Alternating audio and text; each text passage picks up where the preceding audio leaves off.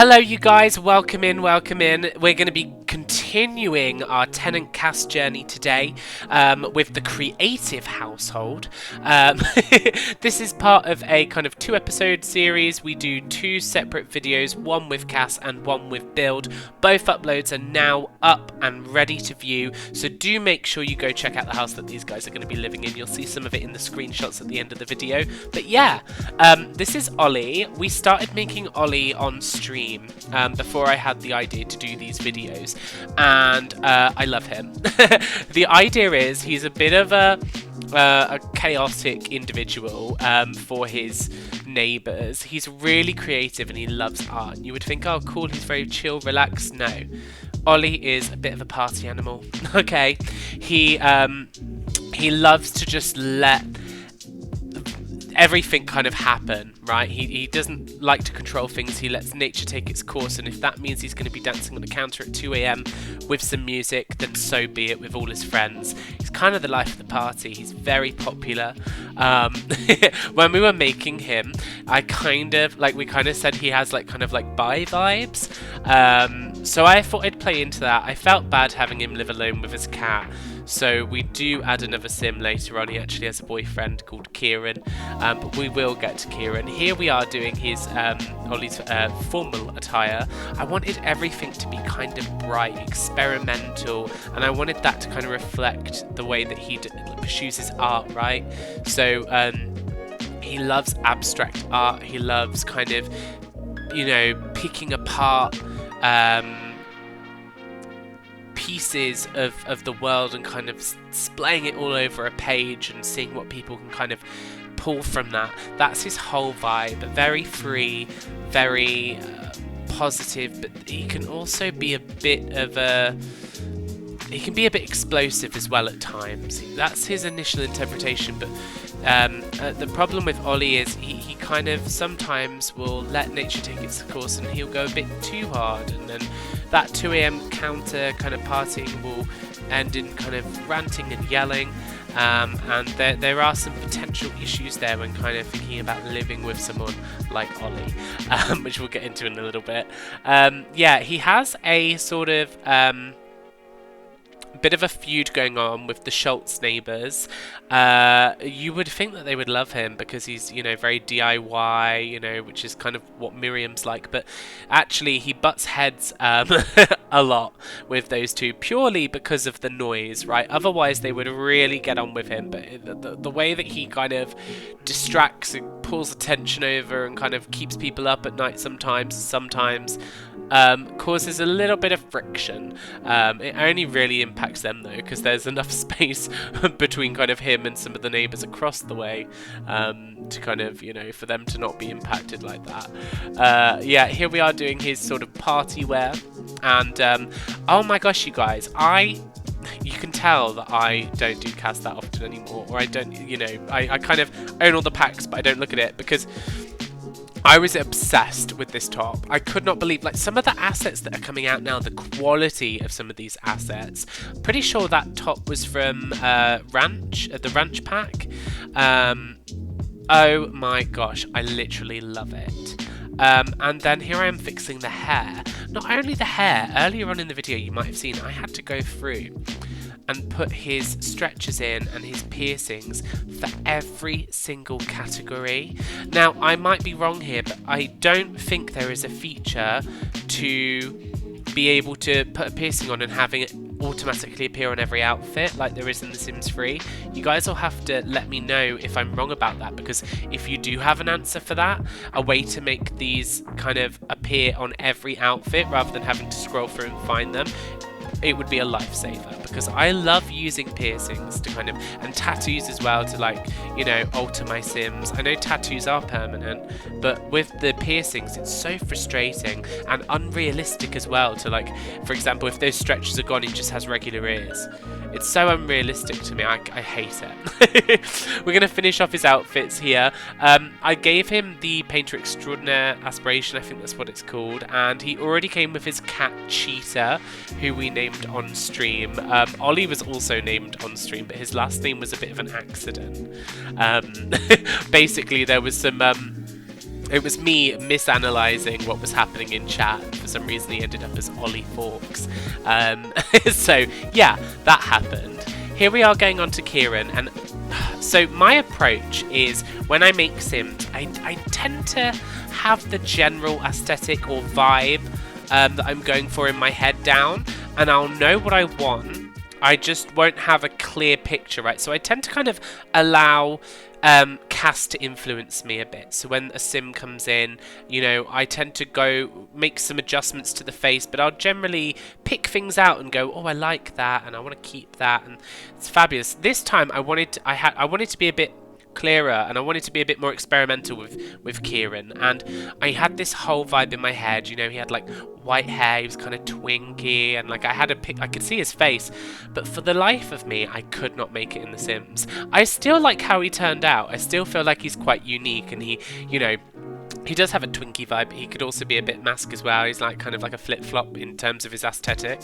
Yeah, I really struggled, and I don't know what it is. Maybe I'm just a bit rusty with CAS, but the noses, they were not it, sis. They were not being nice to me. Like, it just did not want to work. I couldn't mold them the way I wanted to.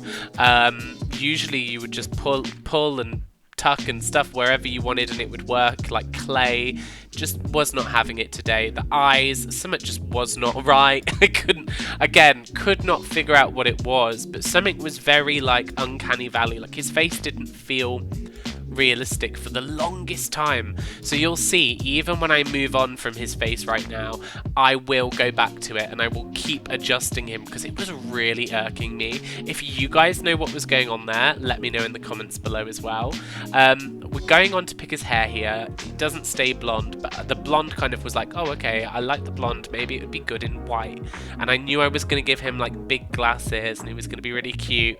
And he's a bit of a cat person, so I wanted like the sweater vibe, so I knew aesthetically where I was headed there, but I just wanted to make it work with how he was presenting himself here on the screen.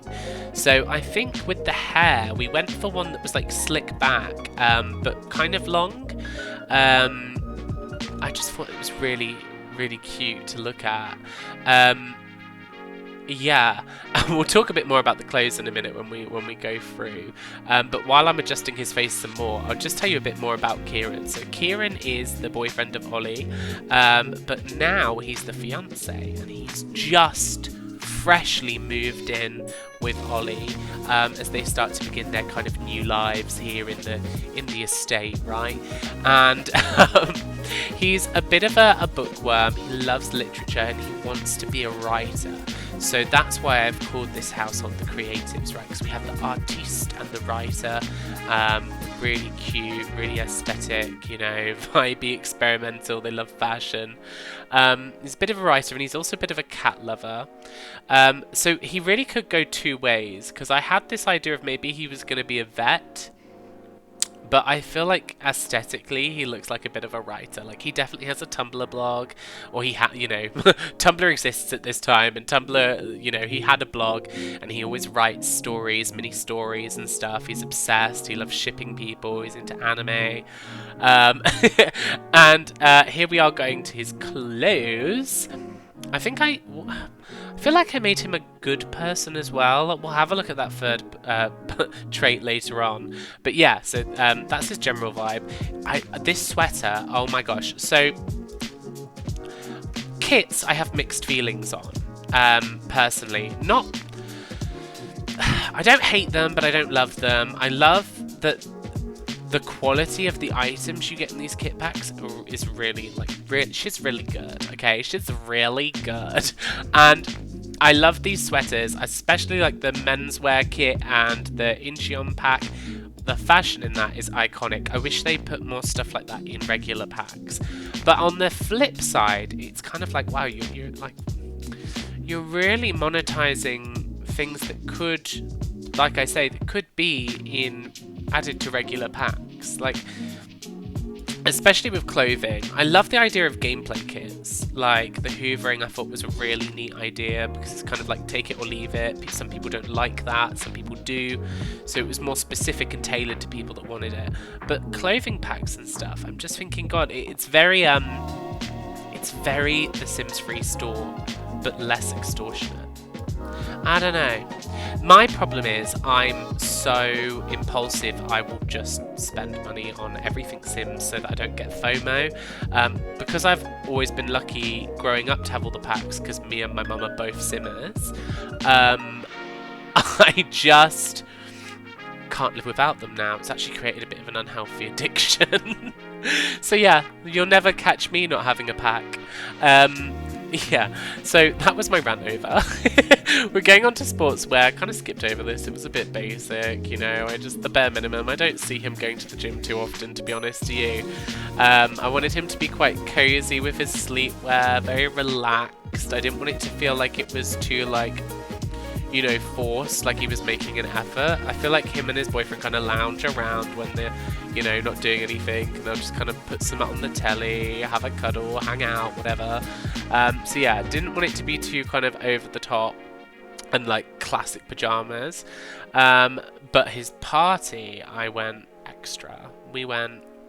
I just felt like for both of them, when they go out, right? And they go out together and they'll party hard with all their friends, and they always look amazing. I wanted something quite camp, quite fashion, quite like current. So I thought, oh, this is great. I used to see all my uni friends wear stuff like this. Like when we'd go to the gay bar, that's like, you know, the vibe. I couldn't pull that off myself, but I feel like Kieran can, you know. And then getting onto that relationship between the two of them, freshly moved in, but there's a bit of baggage there, as I said earlier. So what I found is that kind of Kieran is more relaxed, a bit more understanding of the neighbours, and he's kind of like the voice of reason, right? And him and Ollie have been butting heads a bit. So and also coming along with that, because he's just moving in, the question is there even space for him? Because as you'll see in the build video, it's cluttered. It is so cluttered. It's just covered in paintings. You can't even get to the desk in the spare room upstairs. And there really isn't much space for Kieran to kind of spread himself out and make the home his as well. So there's a couple of different areas of contention there. Because Kieran is more responsible and likes a bit more structure, they really need to find their dynamic and their balance. So I like to think that if you start playing these guys, that's going to be the kind of gameplay approach that you go for, because they kind of moved into things quite fast, so it's really a will they won't they situation in terms of actually making it to the wedding. Yeah, but yeah, I will leave you guys for the rest of the video. Be sure to like, comment, subscribe, all that jazz, and I will see you guys on Friday. Cheers guys, bye.